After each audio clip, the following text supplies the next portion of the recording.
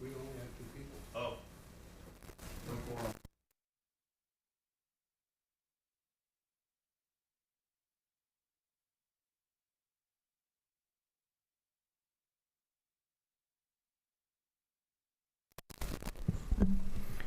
I call this meeting of the Iron Rail Commission to order on February 25th, 2025 at 6:02 p.m.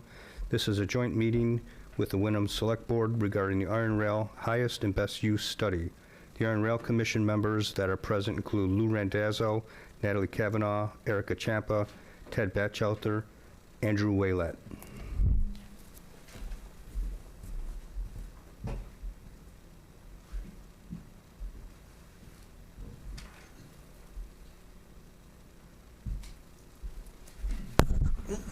Shock. Everyone, appreciate everybody coming out. So tonight we have some representatives from Dodson Flinker, who are the consultants that put together this report and did the public outreach. So they are going to spend some time going over with everyone tonight the presentation to kind of summarize the findings based on a number of different public outreach and financial implications, and then I'll defer to them whether they want to take questions as they go or if they want to wait until the end. So Helena or Peter, if you want to take over, we can, if you want to introduce yourselves, and we can get started with the presentation. Thanks, Steve. I think it might be best to wait to the end of the presentation to take questions, just because we have a lot of slides to get through. And I'm Helena Farrell from Dodson and Flinker, and I'll begin the presentation by sharing my screen.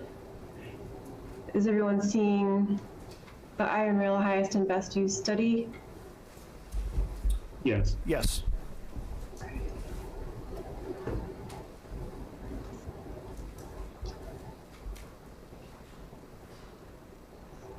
Okay. Beginning with the goals, there are 2 primary goals of this study.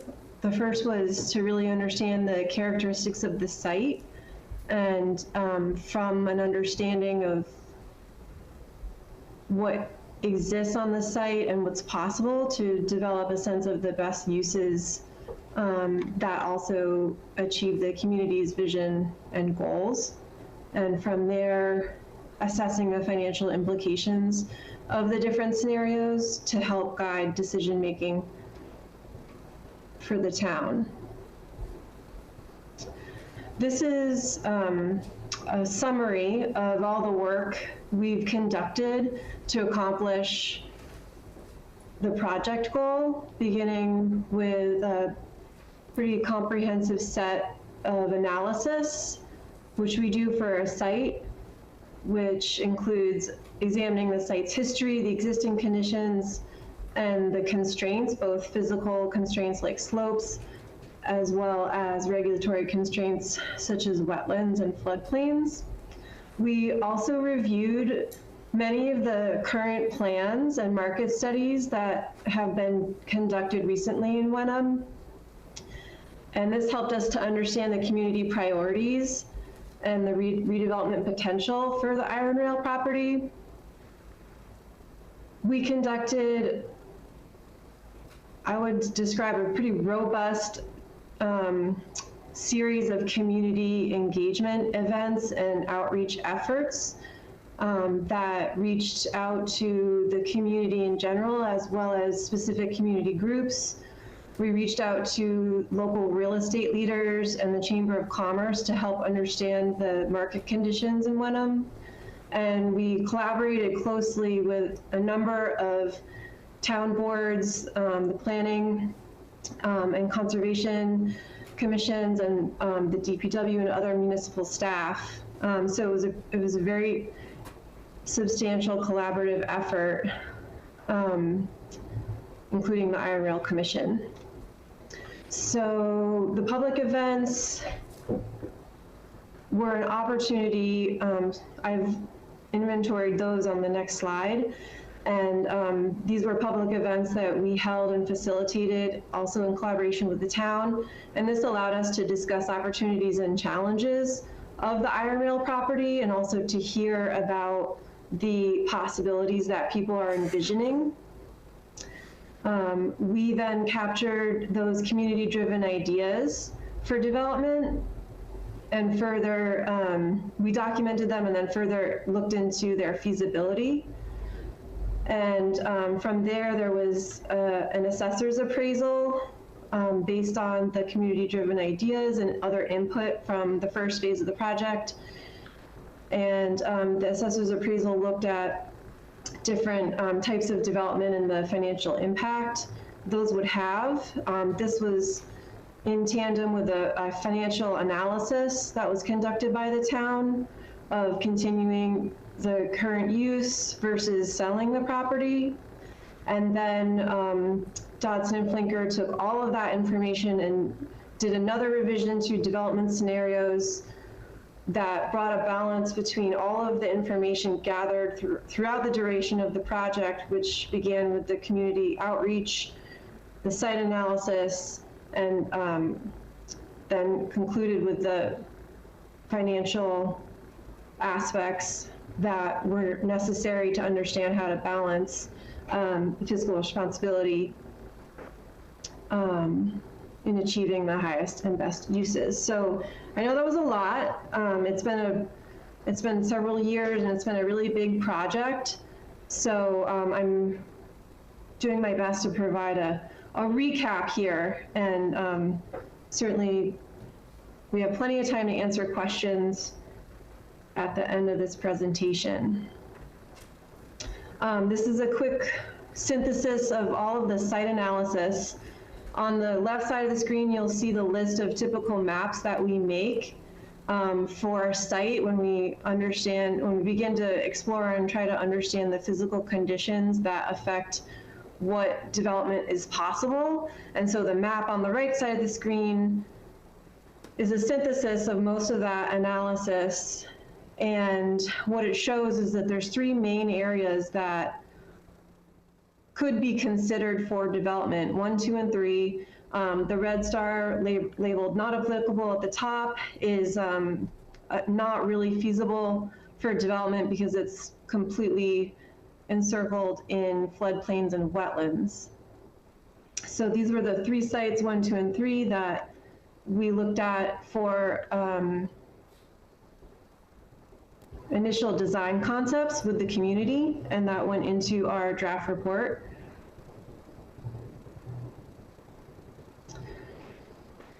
So here are the quick takeaways of the different types of market analysis that we conducted to inform our thinking about what types of development would be possible at the site.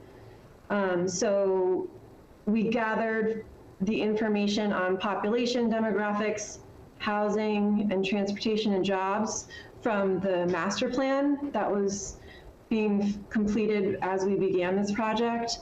We looked at local and regional market demand, both housing, commercial, and biotech market, as well as like a local commercial market demand.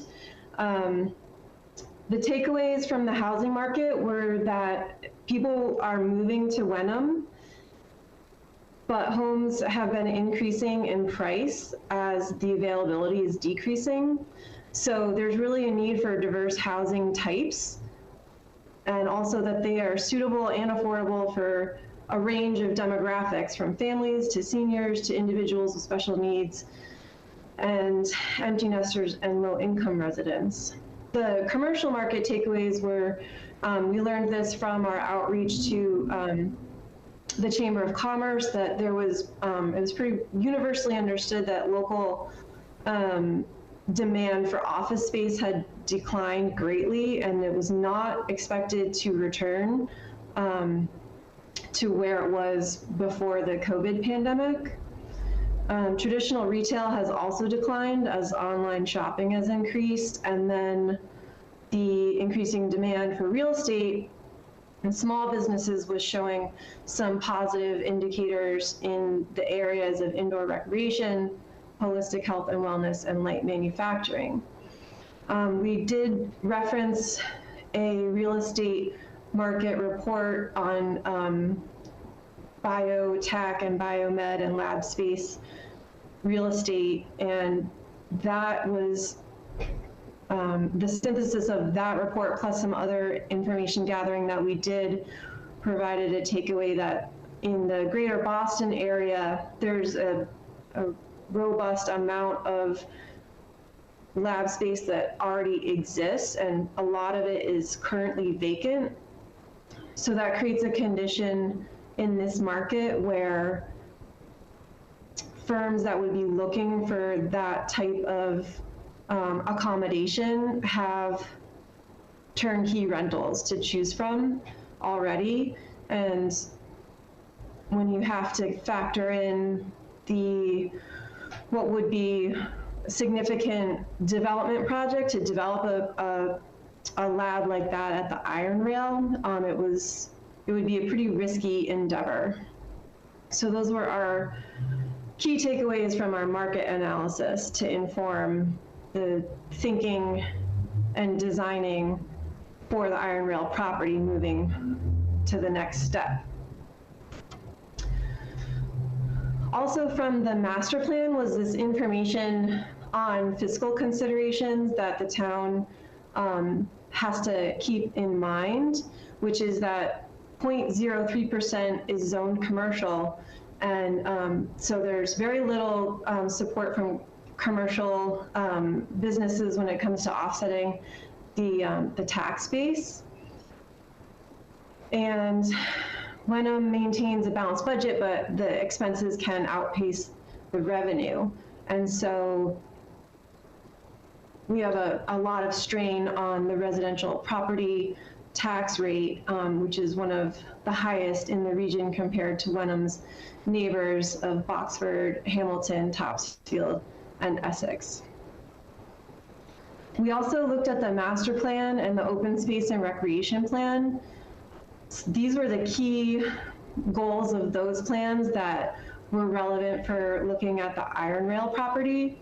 So those were bolstering resilience by increasing job diversity and tax base, preparing for potential commercial expansion, looking for ways to diversify the housing stock.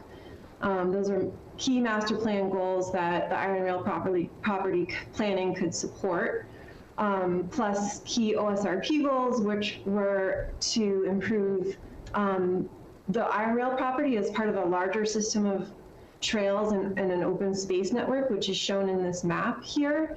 The green areas being conserved land, and then the red spaghetti lines being the connected regional trails. The OSRP also identified that there's a high demand for active recreation, and that understanding the role of the soccer fields was really important, because that's active recreation, and there's a need for more facilities that provide that. Of course, expanding conservation actions that protect biodiversity and ecosystem connectivity, wildlife corridors is also a really important open space goal. And the Iron Rail is nicely situated in between some larger open space areas that are shown in the green, especially if that sort of not applicable area in the northwest corner of the site were to be conserved. That would expand upon the conservation that already immediately surrounds the property. There's a really special history to the Iron Rail property. It was developed as a summer vacation home for women and girls who were working in the mills and the surrounding mill cities. Lowell and Dracut and Boston and a few others were connected. People took streetcars to Wenham and then made their way to this property to stay for 2 weeks of rest and respite at the Iron Rail Vacation Home for girls. And between 1910 and 1953, so it was 44 years of operation of that project, which was led by a woman named Helen Clay Frick, who was the daughter of Henry Frick, who made a living in the industrial steel industry. And 20,000 mill girls in all enjoyed spending time at this site over the course of that period of time. They built the brick gymnasium in 1941, which is now known as the Iron Rail Building. And in 1974, the property was sold after a short period of time under the ownership of the Girls Club of America, who also used the property as a summer camp. Then the Iron Rail House was moved to Hamilton in 1976. The history of the site earned it a recommendation from the National Register of Historic Places for its significance in this progressive movement in the early 20th century. Our community outreach involved this summary of activities, which started with a site visit in mid-August in 2023, followed by a public meeting where we met with the select board and other town boards and committees, and it was a community-wide open meeting where we shared all of our fact-finding to date and were able to hear from the community and collect a lot more information about the vision and goals that people had for the Iron Rail property. That was followed in October of 2023 by a design charrette where we brought large format maps of the property and had different activities where people could use sticky notes and put their ideas on the map, or use model pieces to actually see what it would look like to put different uses on different parts of the site. Concurrently, we ran an online survey that was distributed to the Wenham community. It was very, very well, it had a lot of respondents, 200 respondents approximately to the survey, which was hugely informative of the current needs and values that people have associated with the Iron Rail property. On top of that, we conducted numerous interviews with the DPW, the Iron Rail Commission, Historic Commission, Conservation Commission, Planning Board, and the soccer organization, as well as the Iron Rail School, the gymnastics school that operates in the Iron Rail building. So we're learning from all of these stakeholders, their needs and their vision, their challenges, the opportunities that they see, and documenting all this information to inform the next steps. We also continue to meet with the town of Wenham as they were working to produce an updated financial analysis, and a local appraiser produced an updated report. So we've just been doing a lot of synthesis of a lot of information to make sure that everything would be brought to bear on the plan to move ahead with the Iron Rail property. We wanted to, I guess, revisit and reiterate some of the key findings from the community survey. Regarding the Iron Rail Gymnastics Academy, respondents said that, I think the big one is this fourth one down. Please keep Iron Rail Gymnastics where it is. It's a vital resource for our kids. We love the staff and gymnasts. We'd be devastated to lose it. Leading up to that is just the sort of percentage of which respondents go to the Gymnastics Academy versus other areas of the site. And that 70% found it was convenient. Others had different priorities, low, medium, and high, of the gymnastics compared to other uses on the site.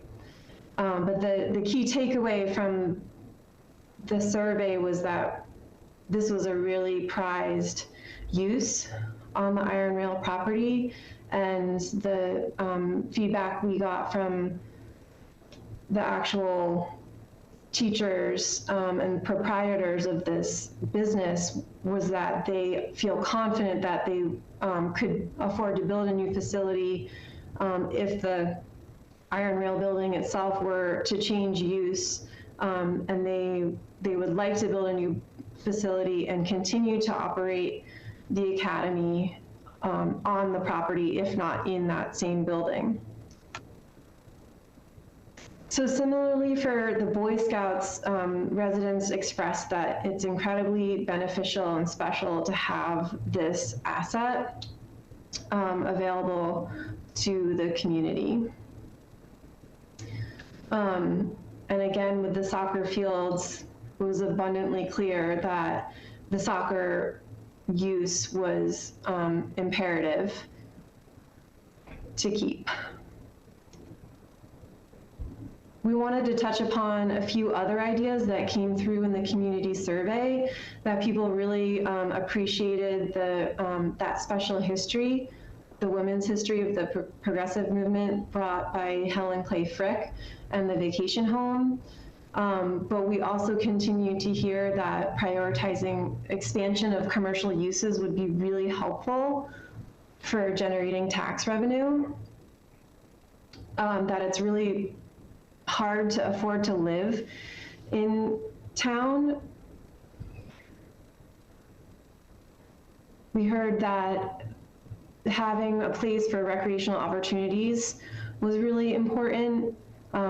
Active recreation like soccer and gymnastics, but we also heard that people were interested in passive recreation such as nature paths and some accessible trails.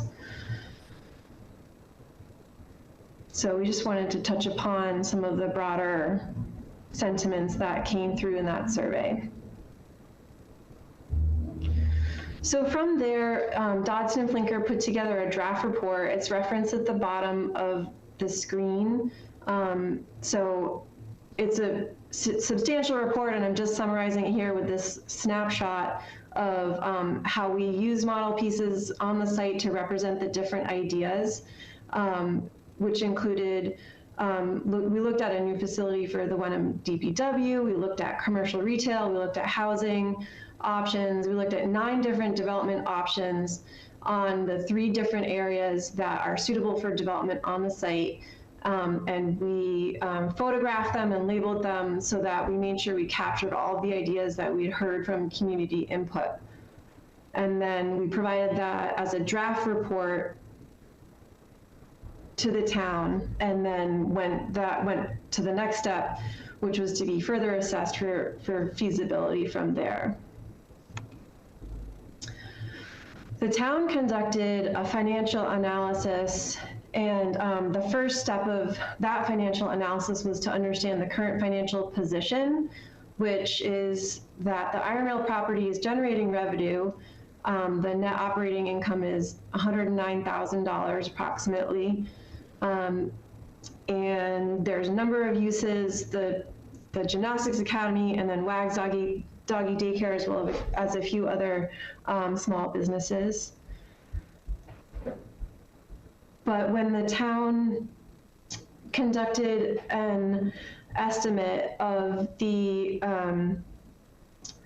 amount that the cost to update the building, when you factor that against the income generated,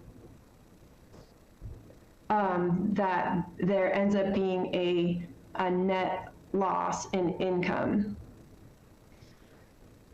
So to update the Iron Rail building to bring it up to code, the positive income would then shift to a net loss of more than $300,000 when you factor in the financing, and that's based on the case study of the Hamilton Town Hall. And so that reality would necessitate a ballot vote and addressing that funding issue. I'm going to pass it to Peter now. and stop sharing, and he's going to go over the rest of this report. Oh, you can keep sharing, and maybe do the slides for me. I think that'd probably be the easiest thing. Yeah, hi everybody. My name is Peter Flinker, and I'm the president of our firm. And I just wanted to say also thank you for letting us come to you remotely tonight. I'm sorry we're not there to see your faces in person and talk face to face, but this has allowed us to put more time into the presentation. So I do appreciate being able to do that. Okay. Can you share the document again? Yes.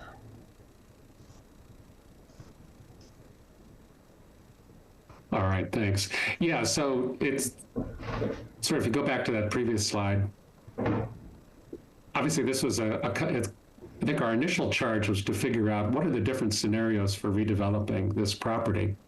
And that after we did the sort of initial study and the public outreach, that got further complicated by thinking about, well, how does that really affect the fiscal impacts of the property on the town, potential revenue, potential costs, and then all of this question of what's really the highest and best use when you take into account not just the financial benefit of keeping the property as it is or redeveloping or selling it, but then also how those different choices affect all the other uses on the site, the DPW, the soccer fields, and so on. So I think one of the conclusions are, obviously we're making this presentation to give you the information you'll need to make these decisions, but we don't have a single recommendation for you.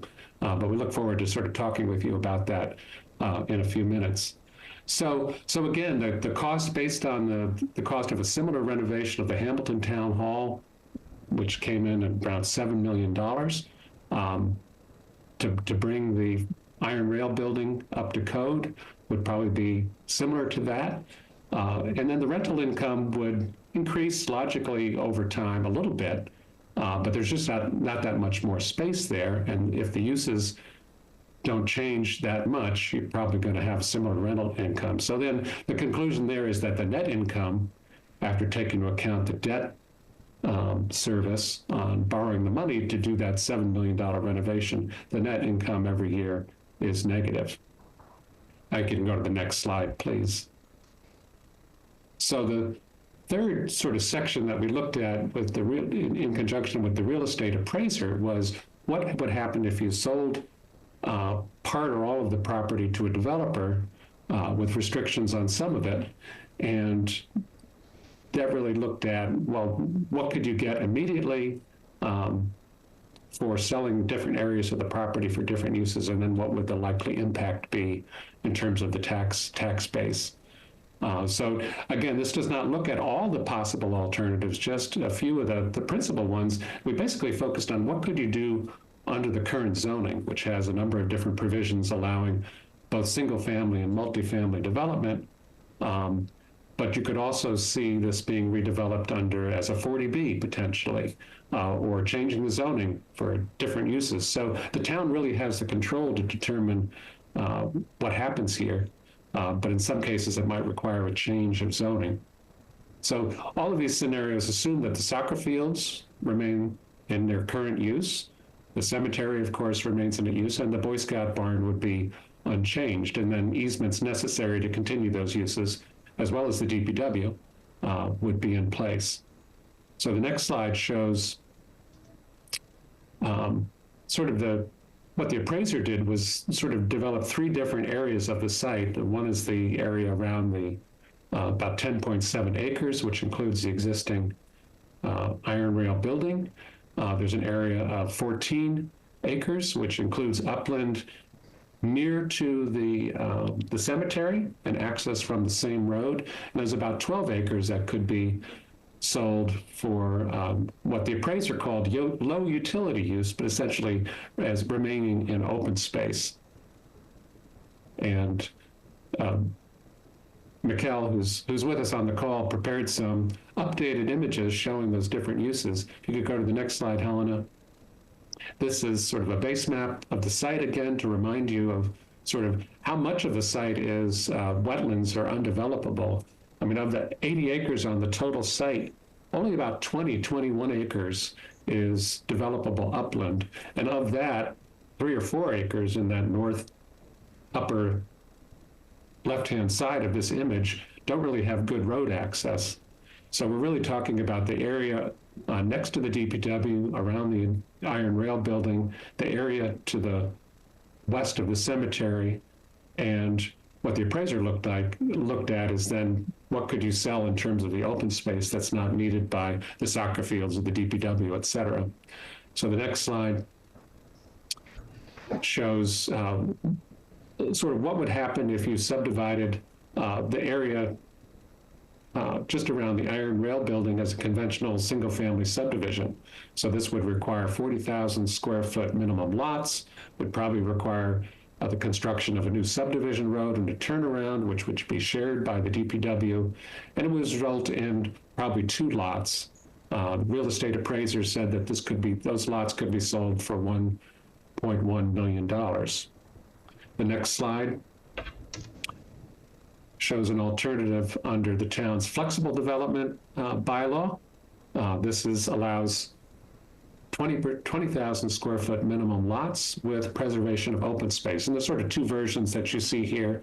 Both of them have 3 development lots and provision for, in the darker green area, the protected open space that would go along with those lots and enable the formula to work. The one on the right includes maintaining the existing Iron Rail building, as well as the Boy Scout barn, which is to the right of that. But these would have to be used for a use that's accessory to the open space use. So presumably it could continue in some town function. Like Boy Scouts, you could argue, was accessory to an open space use, but similar use would have to be found for the Iron Rail building. The next slide shows another version of the flexible development under the town's multifamily bylaw, which allows up to 4 dwelling units per structures. And in this one showing a variety of structures within the loop, the existing loop surrounding the Iron Rail building, and converting the Iron Rail building itself into multifamily housing. The next one looks at probably the most the scenario that's probably the most likely if you were going to sell the site, which is to build senior housing under the Senior Housing Overlay District. This would require 7.5 acres of the site to be preserved as open space. It could be done just within the existing Iron Rail building, which I think could have, 12 to 16 units within it, or you could add, as shown on the right, a number of additional structures. These each have 4 units in them for a total of 28 units in the new structures. And then there would have to be the associated parking, but all this would fit within the existing Iron Rail loop road, essentially. The DPW would remain where it is, and it wouldn't have to go into the surrounding open space, or particularly the wetland buffers, any further than it does right now.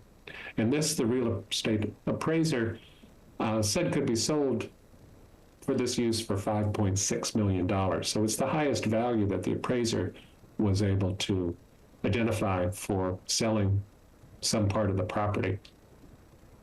The next slide shows some of the ideas that we presented at earlier meetings, sort of talking about what would this be like and how would it work. There's a lot of, probably 100 towns around Massachusetts that have converted old schools. These are a number of examples in Northampton where schools and other former institutional buildings have been converted to apartments. Can work very well, particularly because most of these were very solidly built. You have to do a very thorough renovation, but you have a high value if they're in a good location. So typically where you see these being most successful, it's where you have a high value downtown location within walking distance of transit and other uses. And then these can command sort of top prices in terms of the rental market.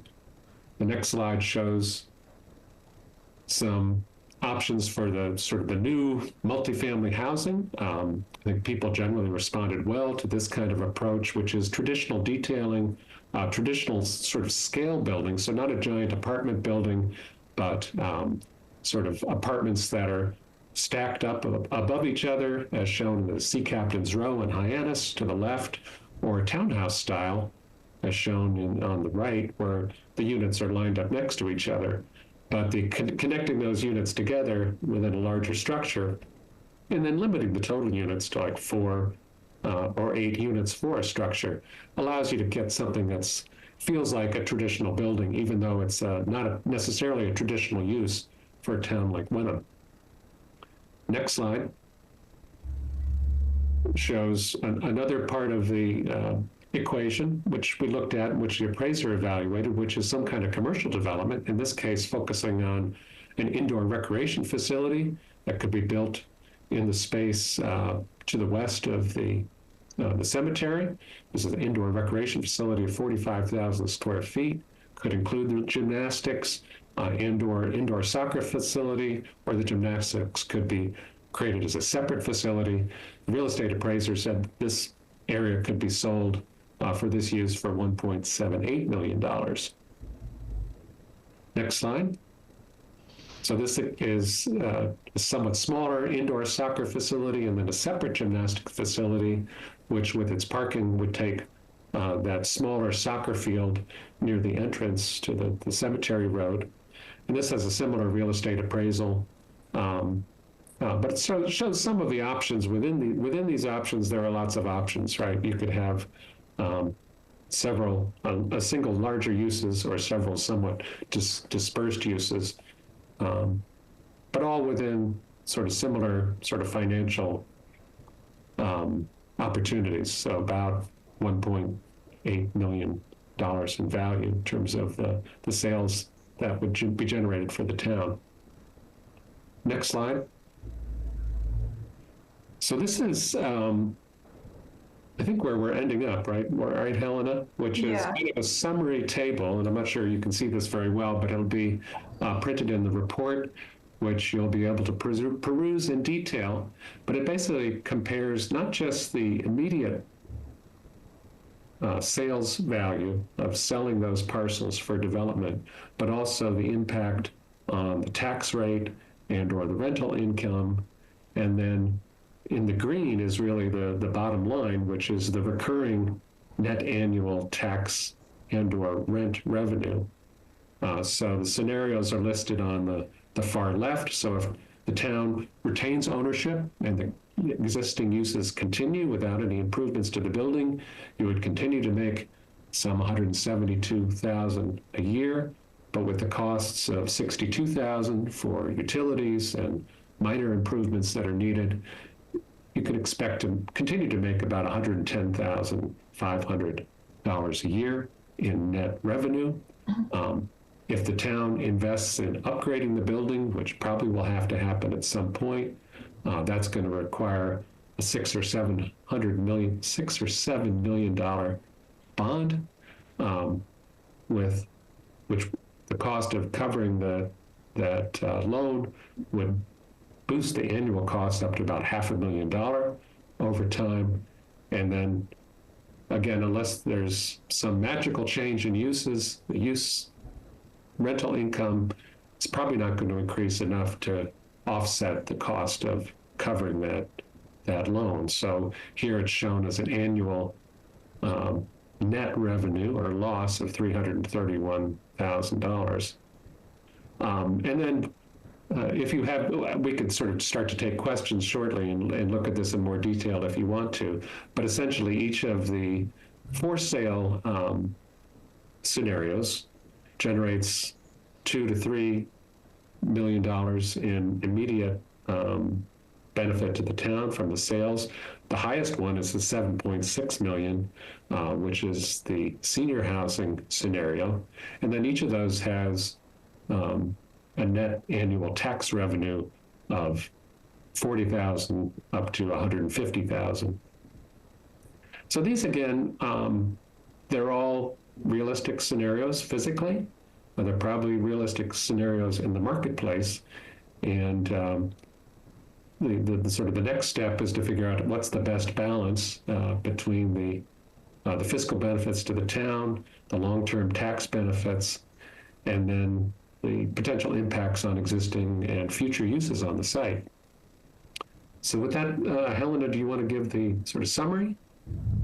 Sure. So that's the broad overview of what has been a pretty complicated and robust project. And we wanted to make sure that no stone was left unturned and that the town has everything it needs to have in order to weigh out the best way forward. So in conclusion, we're not providing a definitive recommendation. However, we've given a good variety of several scenarios that aim to balance finances, long-term benefits, and the community's values.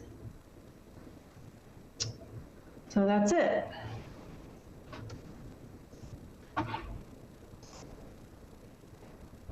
And yeah, we'd be happy to take questions.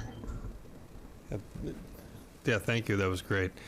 I just want to stress that when we're looking at the alternative uses, you know, what we tried to do is through the public forums that were discussed earlier is, you know, it seemed to be that the community was very supportive of two things, you know, both through the master plan and also through the community forums, was additional housing, generally something in denser housing that would, you know, likely be more affordable than the larger single family homes.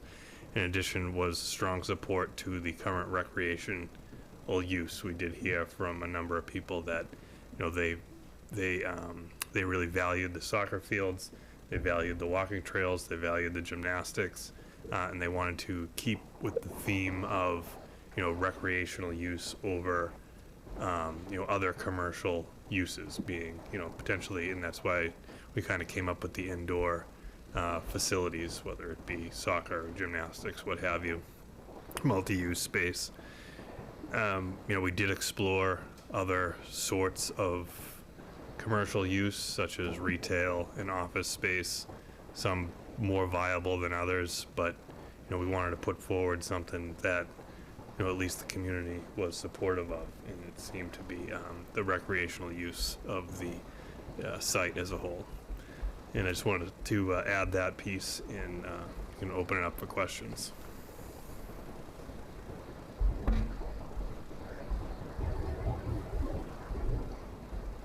Steve, the option with the up to 28 units, did you ever check to see whether we have enough sewer and water to do that?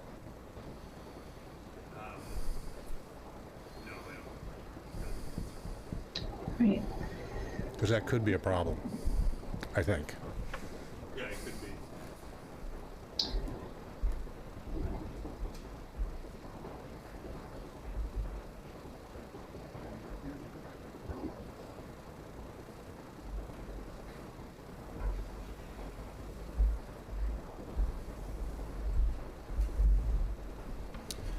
Ted Batchelor from the Iron Rail Commission.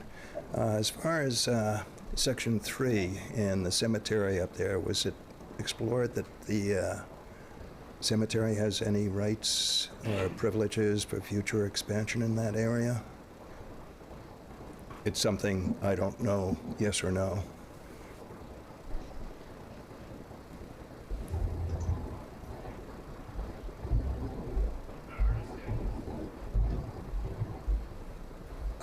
I'd be remiss if I didn't say that was really well done.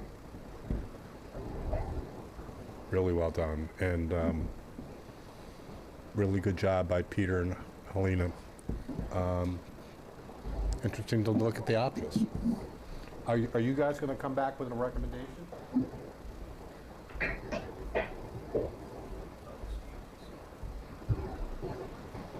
think as far as the cemetery goes, my understanding is Gary might know the best. Under that section of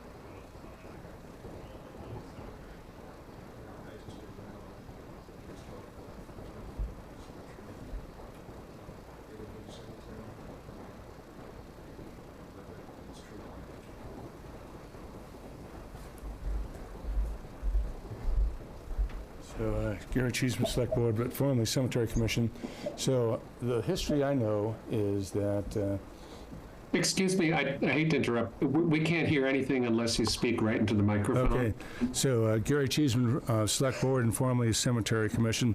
Thank you. What I know on the Iron Rail Cemetery is that the property line, I've not seen any actual map deeded separation within the overall thing. We know that there was a long history when they are developing the cemetery as to how to access it, so that I would imagine any development or rearrangement, especially of that Zone 2 area, would have to provide for a extension of the cemetery road right-of-way out to Rubley Road, and perhaps have a separate parking lot for the other uses. But the current area out in Section 2, I would ask too, as to, did you take a look at the terrain there? Does that present any particular issues to development?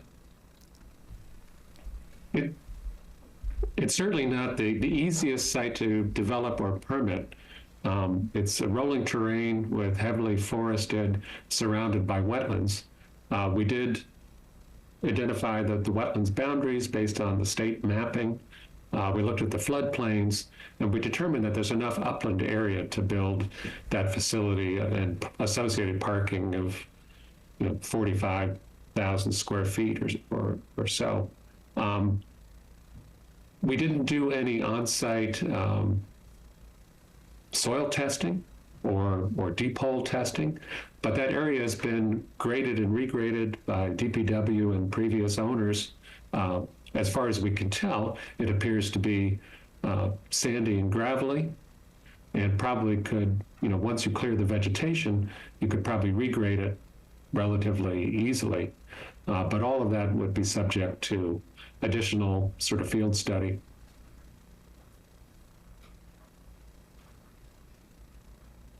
I think other than an open field, it's probably no more difficult to develop than a lot of other sites in Wenham.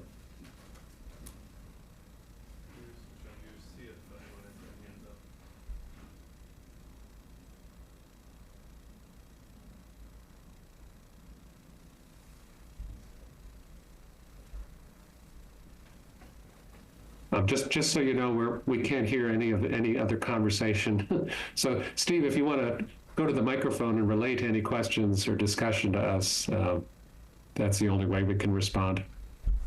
Yeah, we have one more question coming up here. Hi, Rich Healy, Iron Rail Gymnastics. So of all the scenarios that you went through, the estimated tax revenue on the most densely populated housing development, the estimated tax revenue was $140,000 a year, around there? Something like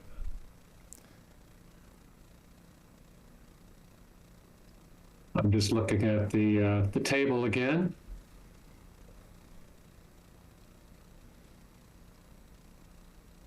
Yeah, the net revenue is $147,000. Okay, $147,000, and the current revenue that the town makes from the building is roughly $110,000? That is correct. Okay.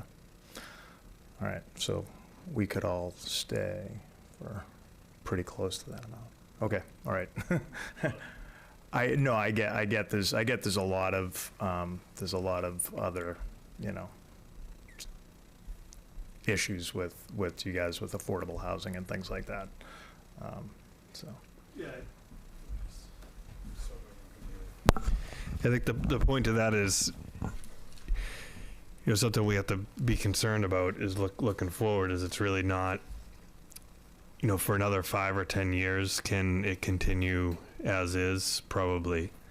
But the town will at some point be faced with rehabbing the building. And those costs are, like they specified here, are in the $6 to $8 million range, because it would require putting in and out once we touch the building in an amount that exceeds $500,000, which is very easy to do. Spending $2 million on an HVAC system for this building you're sitting in right now, you have to bring the entire structure up into ADA compliance. So that means adding an elevator, that means opening up the bathrooms, making all floors open and accessible. So with that would require the town to borrow, just like a mortgage, would have to borrow money to pay for the project. And the rent, the debt service on that borrowing would be about $500,000 a year. So even if the rent went up, say the rent doubled, would still be in a deficit by about $250,000 a year. So like that's kind of the challenge that we're faced with, right? It's not an immediate need as in tomorrow, but it's certainly a building that has failing infrastructure, the original steam heat. It still has the screw-in fuses for the electrical service, a lot of original stuff and functional obsolescences that are built into the old building, built into the original structure. So that's just really things we're looking at moving forward.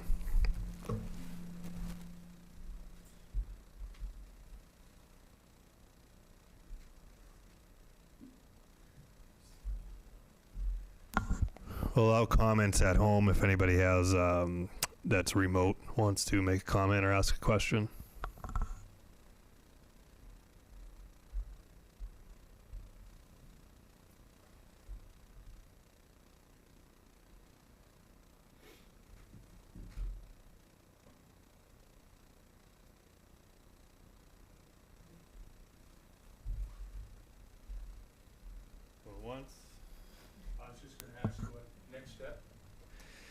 Yeah, I think next step is Dodson is working on finalizing the final pieces of the report. So, that will be publicly available. It'll be distributed to all board and committee members. It'll be publicly available on our website. And then I think from there, the big question is to the Iron Rail Committee and the Select Board, where do we go from here? Do we would be looking, we have a bunch of alternatives. One of the alternatives is to just leave it the same. So, from a staff perspective, we'd just be looking for some feedback from the boards on maybe areas they wish to explore more. Maybe a combination of some of the examples, right? Where, as we kind of got into this, we found that there's really an infinite amount of variables. It's like, well, I like this piece of that idea and this piece of that idea. Can we put it all together? So it would be probably, more studies, more public outreach, and just trying to figure out what needs to be done. And then once we identify what, if anything, should and be done, then, what needs to take place to achieve it. Is there any zoning changes? So that would require town meeting.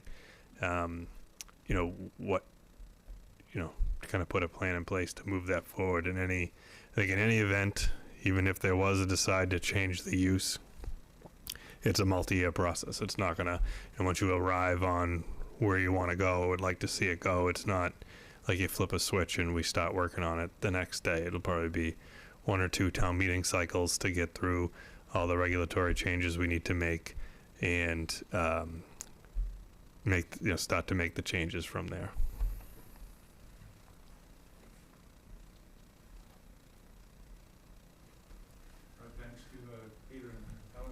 Yeah, thank you, Peter, Helena, Mikhail.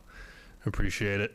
And so I think we're all set, and we'll be in touch with you tomorrow. But I appreciate you coming out. It was great. Thank you. Thank you. Good to see you.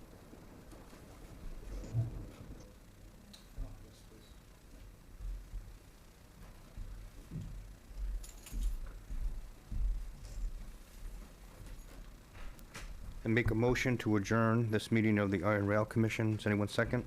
Second. All in favor? Yes. All 5 vote yes, so we are adjourned. Thank you, everybody.